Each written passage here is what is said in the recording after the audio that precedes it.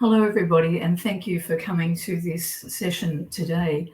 I'm Chris Johnston, and I'm speaking to you from the land of the Gadigal people of the Eora Nation. I think that you all know the way that the system is working now in terms of the buttons and the way that we can put in questions and things. But what I am seeing is that people are still putting questions in the discussion forum. If you could please put those questions into the Q&A, that would be great. But please keep talking to each other in the discussion forum. It's my pleasure today to introduce Dr. Peter Rosenbaum, who is Professor of Pediatrics at McMaster University in Canada. Many of you will know Peter's work and have heard him perhaps speak at the ECIA conference in Perth some years ago. Peter is a developmental pediatrician, a clinician, a health services researcher, a mentor, a teacher, an author, and an editor. And I'm not sure what he does in his spare time. He was the co-founder in 1989 of the Can Child Centre for Childhood Disability Research. And if you've not had a look at their work and at their website, I would really encourage you to do that. He was the co-creator also of the F Words for Child Development in 2012, which brought to life the WHO's ICF framework for health, which is now used around the world. I'm really looking forward to the presentation today. And as I mentioned to people a while ago, I love the title, What Do We Know? What Can We Do? And What Can We Stop Doing? Thank you, Peter.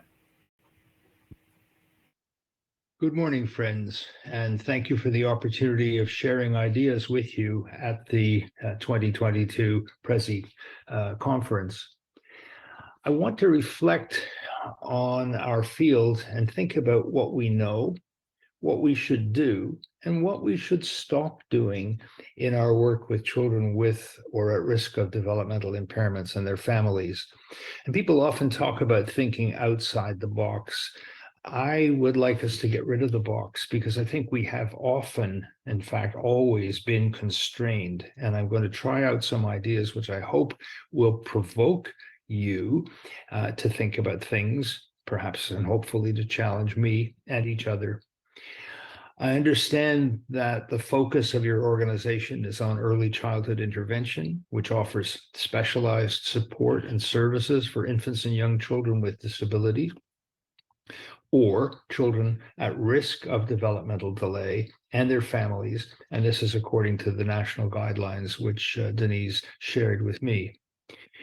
Your conference, as I understand it, aims to connect early child intervention professionals and researchers to support knowledge sharing being very important, collaborative research, and peer support.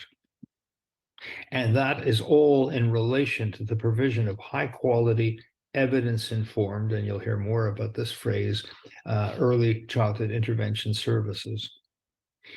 Here are the takeaway messages, and if I present them now, maybe we can stop and just have a conversation. First of all, child development and child development impairments are a family issue, and I'm going to emphasize this very, very strongly. I believe that family must be the central focus of all our services, and that includes thinking and doing in family-centered service ways. I think we need to recognize that the goals we should be trying to address are not just the goals that we have based upon what we know. We need to ask what evidence exists for anything that we do and how strong that evidence is. We also need to recognize that new evidence is constantly appearing, some of it more stronger than others. And I'm arrogantly going to suggest that some evidence we have from a study that we've been doing with colleagues in Australia puts the spotlight on parents and is, I think, quite powerful. And I'll share this at the end. So the broad question is, what do we need to do next? What do we need to stop doing?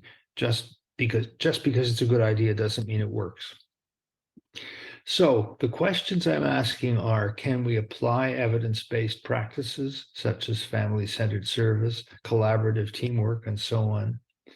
I want to talk a little bit about why I believe that discipline or diagnosis-specific practices are not the right paradigm. I don't think we need a cerebral palsy clinic and an autism clinic for most of what we do. And I ask whether we can blend and combine and consolidate the practices that we all do collaboratively, hopefully, with a focus on achieving child and family goals, usually referred to and usually related to parents' concerns about functioning. That's why kids come to us. There's something of what they're doing or how they're doing it that is a concern. Focus on development, a focus on participation or engagement in life. Can we do this? And I will ask a few rude questions about whether our perennial focus on the amount of therapy is a good way to go. But let's pause briefly and ask, where have we come from and where are we now? And I always like to reflect on the fact that if this is a new idea, in what way is it new? And in relation to what is it new? So the question I'm asking is, what's changing in the world around us?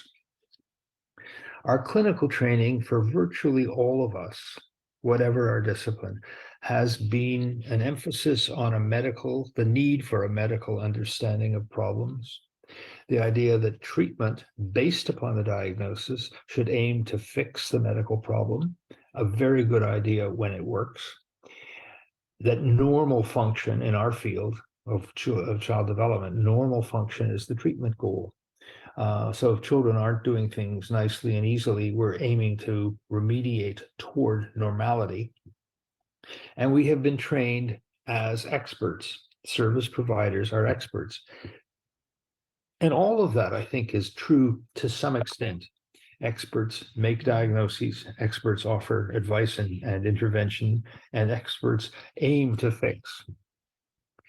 This, however, is limited. The problem is that this is how everybody in the community sees us. That includes the parents who come to us. That includes the people referring children to us, who are sending them to us for the diagnosis and the treatment with the explicit or often implicit expectation that this will fix things. And this sets everybody up for disappointment. We also know that people in the community at large have a lot of pessimism about childhood disability and will say things to us like, you must be very dedicated, meaning, I know you're a nice person, but why are you bothering? People say, what can you do for them? Thinking about kids with impairments. And I have answers, we have answers in our field that will allow us to give a very long and detailed account of what can we do for them, which I'm going to share with you, and much of which you may already know, and you can decide whether you agree with what I'm saying. So the first thing to say is that there are new ideas about health. I like this concept from an adult thinker. Health is the ability to adapt and self-manage in the face of social, physical, and emotional challenges. So here the emphasis is on ability, on adaptation, on self-management, with a biopsychosocial context, involvement and concern with the biological dimensions of a problem, the psychological and personal dimensions of an issue, and the social context in which this person is growing up.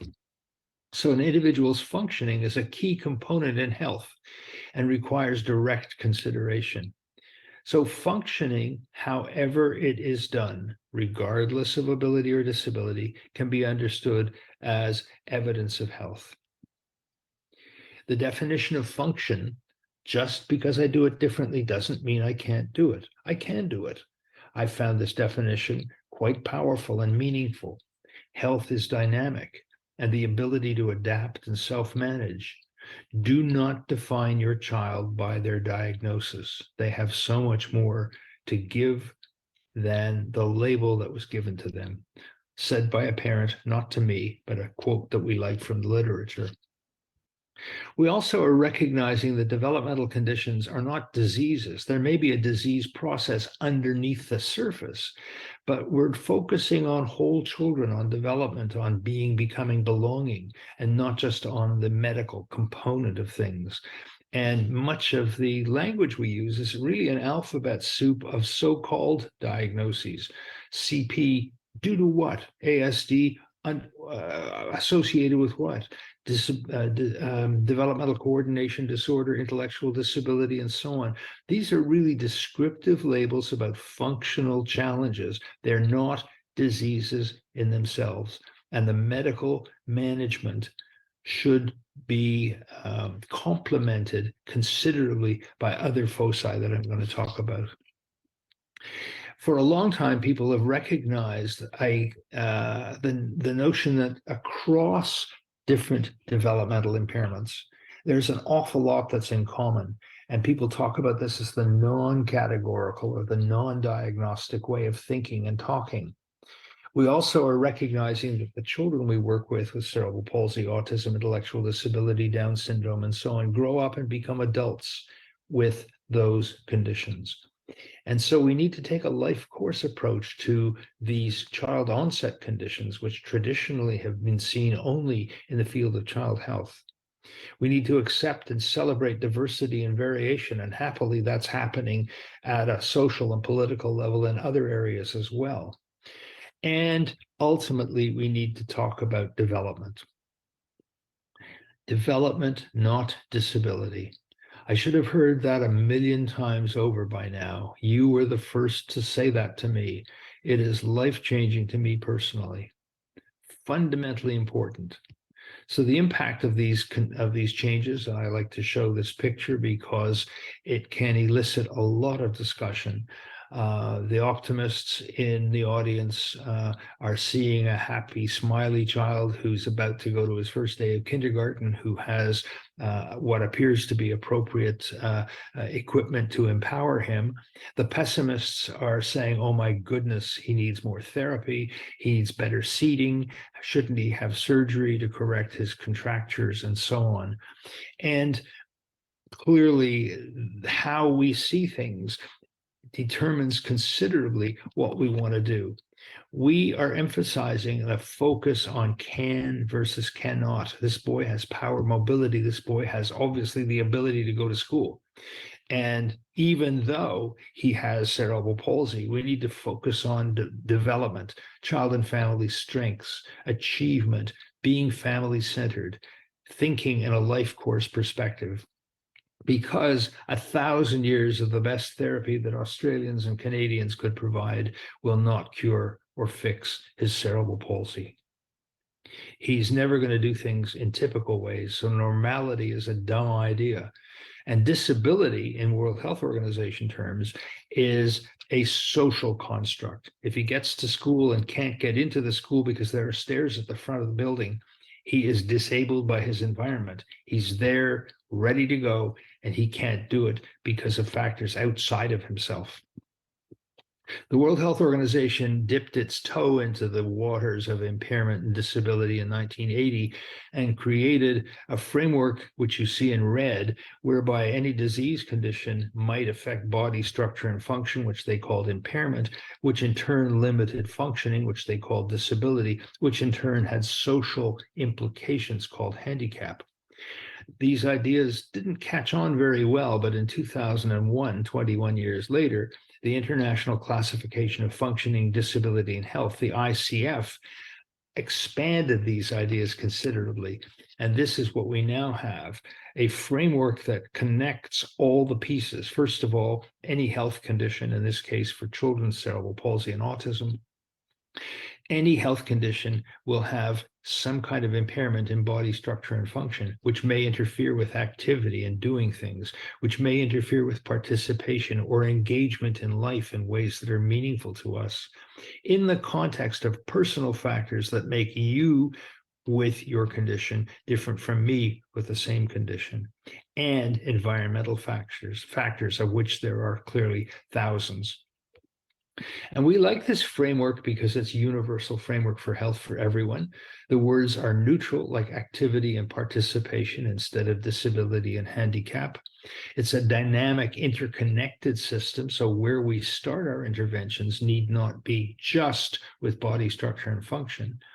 And we can look at how a change in one component leads to changes in other components. It's a focus on strengths. It's a focus on what people can do. And it allows us to gain a more complete picture of the child and their family, to identify issues to focus on, which we like to suggest be written in red, strengths of the child and family, written in green, and questions written in purple that still need to be answered. So this is a rule in, build a picture kind of framework and supports a family-centered, strengths-based approach. Our research group at CanChild created the F words for child development. And what we did was simply try to be cute and think of an F word that would illustrate or illuminate what we mean by body structure and function. So we talk about fitness, including physical and mental well-being. Activity, we talk about functioning, doing things, however you do them. Participation, friendships, peers for children, but also other kinds of friendships. Personal factors, what's fun for you and how can we build on what's fun for you and build our therapies around that. And with respect to environment, the central environment for children is family. And we added future because for children, future is really what childhood is all about. And there is a massive amount of information on our website, which you can access for free. And this is an integrated poster, which brings together in the smaller boxes, the ICF words, and in the larger boxes with animations and words and pictures, the ideas that we have for the so-called F words for child development. And these ideas are being used all over the world in multiple languages. And again, emphasizing future. And I think it's fair to say that people have not seen things this way before. So we take credit for the F words, but all we've done is to try to bring the ICF World Health Organization framework to life. So again, the takeaway messages, think about child development and issues in child development as family issues. Recognize that the goals we should be trying to address should be shared goals between us and families. We need to think about the evidence that exists to support what we're offering. We need to recognize that there is always new evidence coming forward and new ways of looking at things, as I'll show you. And this raises the question, what do we need to do next? And what do we need to stop doing or stop doing so much of? So the common issues, the importance of family. I've said it several times already. And in blue, the phrase, you have textbooks, we have storybooks, is a sensational 7-word sentence said to me by a parent in our Canada-Australia study a couple of years ago. And this became the title of an editorial I wrote and a podcast that I did with Elizabeth, this parent.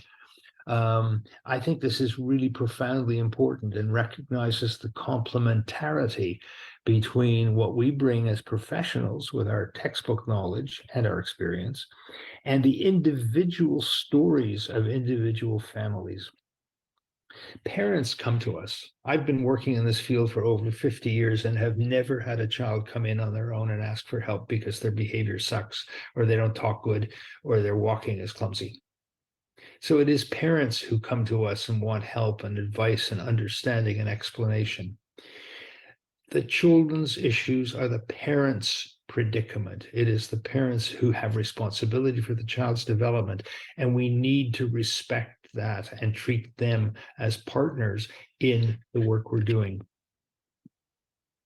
That means we need to be family-centered, and this is an idea that could consume an hour of discussion just by itself. There are lots of myths and misunderstandings about family-centered service. It takes more time, yada, yada, yada. And I think that if it's done well, it actually takes less time because we build a relationship with families that's built on trust and respect. It also helps parents to regain a sense of control, because when they have a child with an impairment, their life is spinning out of control. Family, of course, is infinitely varied. And when I say there are always more than two parents, what I mean is there's an extended family. There are friends and relations and other people that are important to the parents and important to the child. And we can expand our focus and our intervention to include more than the parent or parents. And if you go to our website, you'll find a lot of family-centered service resources that are all free. When we talk about being evidence-based, we need to recognize that what this phrase means is that we are trying to apply the best available research-based findings, individualized to that particular situation in the context of the values and beliefs and capacities of that family. So I've seen children with attention deficit disorder who I think would benefit from the use of medication. The family says, we don't believe in medication and we will not use it. Well, that's their belief, and that has to be respected. So even when we have an evidence-based intervention that we think would be appropriate, we can't do it unless the family buys into it. On the other hand, if the family has values that we don't agree with, we have to have a conversation about that as well. And I put this here. I think the people listening to this talk will know this, but this is very important when we're talking with parents. Just because it's on Dr. Google doesn't mean that it's true. Google is full of anecdotes and testimonials and advertisements, and families need to know that they need to be thoughtful and analytically critical, and we can help them with that if it's on Google. It doesn't mean it's evidence. Outcomes. Everybody talks about outcomes. Whose outcomes are we interested in? And why does this matter? If I'm doing an intervention, I want to know whether the impact of the intervention is what I hoped it would be. So I need to know that. But the family's outcome may be quite different from what I'm expecting. We need to know what question we're trying to answer. And I use the phrase WTQ, what's the question? So a parent came to me some years ago very upset because I hadn't talked about the use of botulinum toxin for her daughter's cerebral palsy. And I said, what are you asking for? She said, everybody uses Botox. I said, well, not everybody uses Botox. And in any case, Botox is used for particular issues, and that's not relevant to your daughter. I never even thought to tell you why I wasn't talking about Botox. So what's the question? What tools should we use to measure the outcomes? And that's, again, a focus of considerable discussion, which we don't have time for today. And how do we use the findings? Therapy. This is what all of us think we need to do. So what therapy? For what problem? Does the therapy work? And what do we mean by work? We can make changes. For example, with botulinum toxin, we can change the range of motion of major lower limb joints, or we can change the amount of spasticity. So in that case, the botulinum toxin works. But does it change functioning? The answer is usually no. So is it going to work for this issue? It depends what the issue is. If the issue is spasms in the muscles, then botulinum toxin may be very appropriate. If the issue is to improve functioning, then we may want to do other things, because this intervention will not work for that issue. So we need to be clear what questions or challenges we're trying to address. What therapy should we use? Depends on the question, depends on the issue, depends on the problem, and so on. And we need to evaluate the impact in this particular situation. There's a lot of belief that more is better, and that is not necessarily true. So again, what is the question? What is the challenge? What are the costs? There's a cost in time, there's a cost in money, there's a cost in opportunities lost. When I'm having therapy, I'm not out playing with my friends. And when I'm doing therapy with my child, I'm not taking them to the zoo. So we need to reflect on these things and find a balance that is appropriate for that child, that family, and the resources we have. And how we decide involves the parents, who is we. I hope that you have been making notes about your concerns and putting them in the chat. If you haven't, this is the time to do that so that we can have a discussion about these ideas. And as I threatened and promised, here is some bonus evidence hot off the press. This paper has just been accepted in Disability and Rehabilitation, a major journal in our field, about our Envisage Family Study, a project that I've been doing with Christine Imms and Laura Miller and others in Australia for several years now. And this is what one parent called early intervention for parents. We've introduced a number of themes along the lines of what I've talked about in this talk to parents of children under the age of 6 with neurodisabilities. And these parents, 65 of them, half in Canada and half in Australia, had kids with a wide array of conditions. This was not about any specific diagnosis. The quantitative and qualitative evidence is quite powerful. Big changes in parent-reported empowerment and parent confidence up to 3 months post-program. And we are now in the process of analyzing the 12-month data. And this early intervention for parents seems to be a very important complement to the traditional early intervention with the child.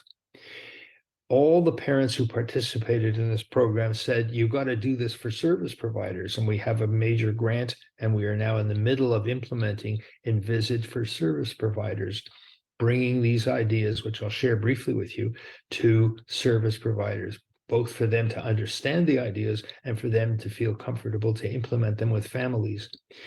The program is 5 weekly, hour-long, Zoom-based workshops.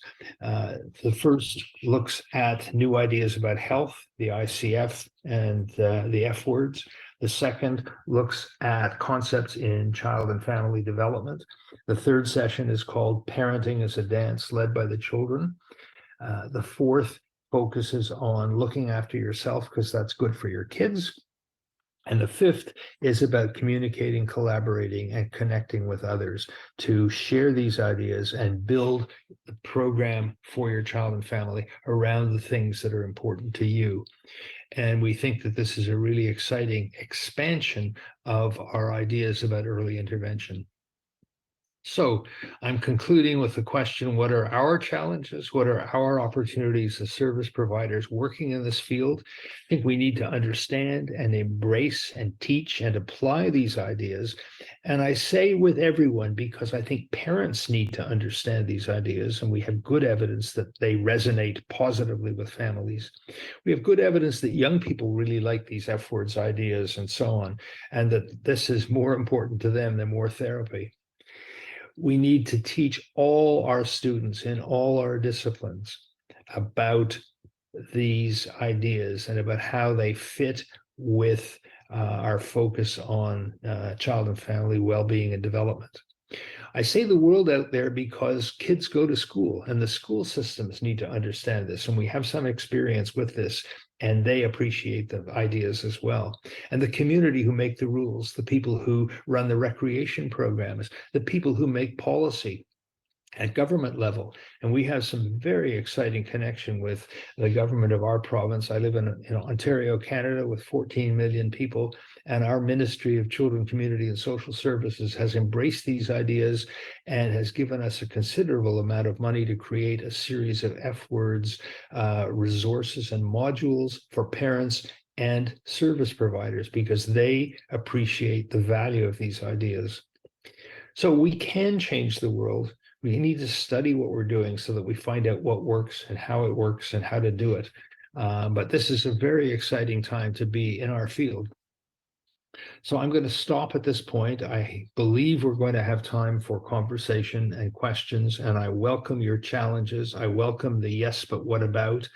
And let's keep the discussion going. Thank you very much. Thank you very much, Peter. That was indeed a really challenging address, and you've given us a lot to think about, particularly about getting rid of the box. And the discussion forum was running hot around those kinds of issues. I've got some questions, but a lot in the Q&A, so I will defer to those. And in no particular order, one participant has said that they love the notion of development over disability, and for young children particularly. And it seems like a good reason for us to push our national scheme, the NDIS, to rename their whole early childhood part of the scheme as the National Development Information Scheme. And I don't know whether you'd like to comment on that or not. I'll drink to that. Go and live in Margaret River and drink forever. No, I think that I've been in the field of developmental disability for a very, very long time. And what was that first word? I remember the disability word, but I forgot the first word, because national. What we really mean about developmental disability is situations which do or are likely to put a child's and family's development trajectory at risk. And so if we focus on the development part, recognizing that the impairments are there and we need to figure out how to work around the impairments, but focusing ultimately on disability. I wonder if anybody in this listening to this meeting has ever been asked to walk back and forth up and down the floor to see whether their gait is good enough for them to get the job. That's just a silly idea. But if they can think clearly, if they can get along with other people, if they have social skills and some cognitive ability, they're more likely to get the job. So we need to really reflect on how we have been, I think, in the box and get out of it. And the definition of functioning that you gave us, I think, really does that too, doesn't it? It really sets that whole notion in motion and brings with it a whole lot of practices. You and I are both wearing glasses, and with our glasses, we probably function better than without them. We take that for granted. But if we're both in wheelchairs, people would say, "Wow, isn't that amazing? Those people can still work even though they use a wheelchair." That's incredibly silly. And we've had another suggestion for the renaming of the NDIS to the National Development Investment Scheme rather than insurance. Oh, that's even better. That's even better. Isn't it? Fraser Mustard was a famous pathologist at McMaster. He was one of the early deans at McMaster, and he saw the light and became interested in child development and argued for many, many years that an investment of $1 in the preschool years repays at least $7 over time. And we still seem to forget that children are not just the chattel of their parents; they are the whole future. So the National Development Investment Scheme would be absolutely sensational, and challenge the world. And is around, again, coming from our NDIS, individualized funding model, that the emphasis is now much more on quantity. And yes. The question is around how do we get families to move away from that notion? Well, the NDIS, like other funding schemes, really focuses on quantity. It's in the interest of the people that provide it to sell as much as they can. I say that slightly cynically. But again, I think we can help parents see that there's more to life than hands-on therapy. If the NDIS were prepared, I don't know if they are, to fund other kinds of interventions, even by the people who are therapists and others, beyond hands-on therapy, then we would expand what's available for families. Yeah, I think that's a really good point. The concern at the moment is the cost of the scheme and the impact that that's having, and how it can be sustained. I don't think it can be. I don't think it can be sustained, and sadly, if until we start showing that there's good evidence of impact, we run the risk of the government saying this is just too expensive, we can't do it. And the answer back will be, well, everybody likes it, but that's not a good answer. There has to be better answer than that. There has to be evidence that this is having an impact on families and on kids' development and on the community at large.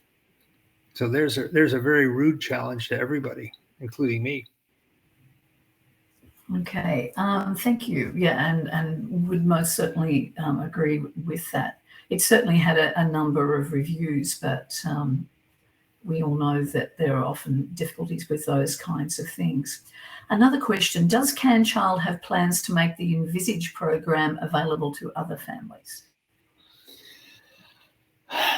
One step at a time. I saw that in the Q&A, and I think that's a very good idea. That's probably down the road. We are looking at trying to figure out how to scale it up, how to make it available.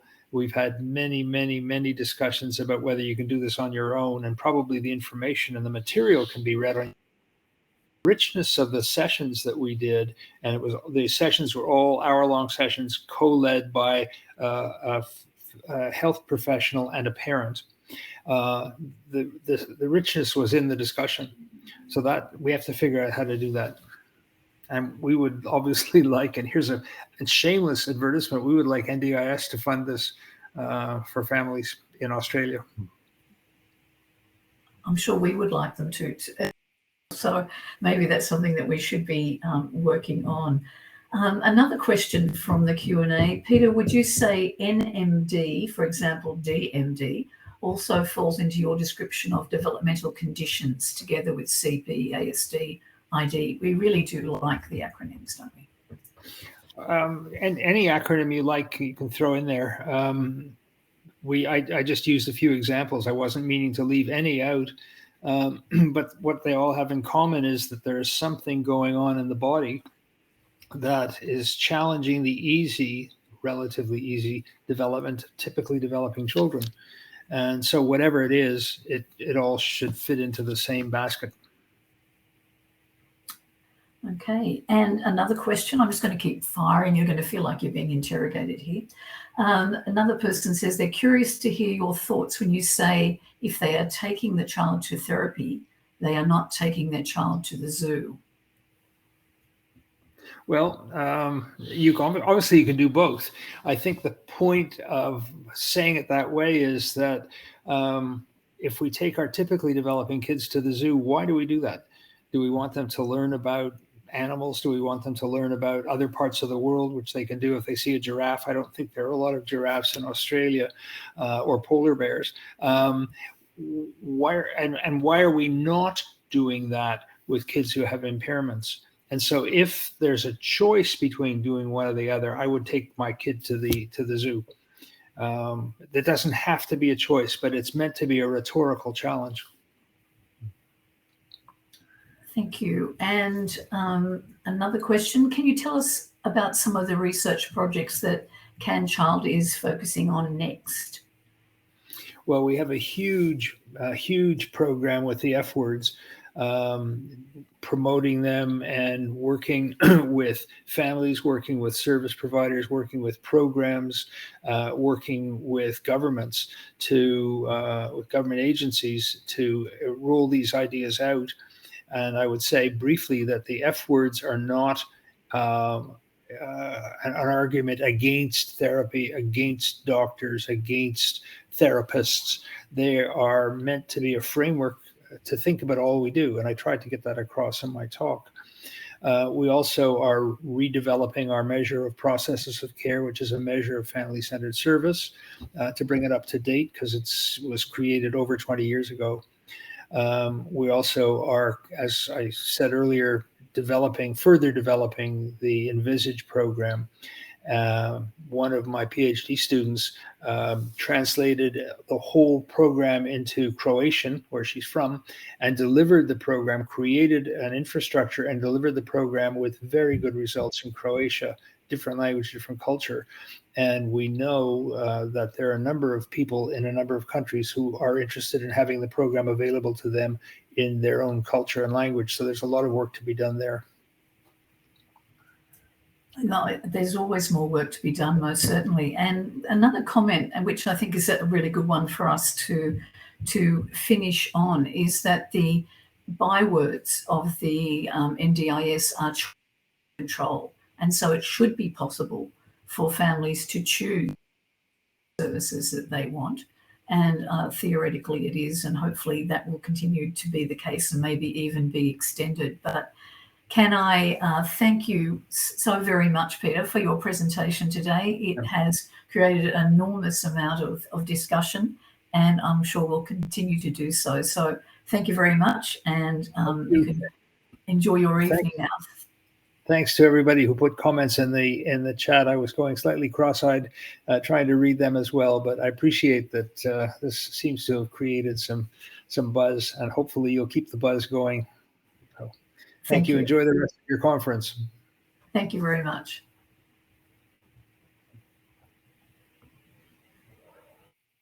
Thank you.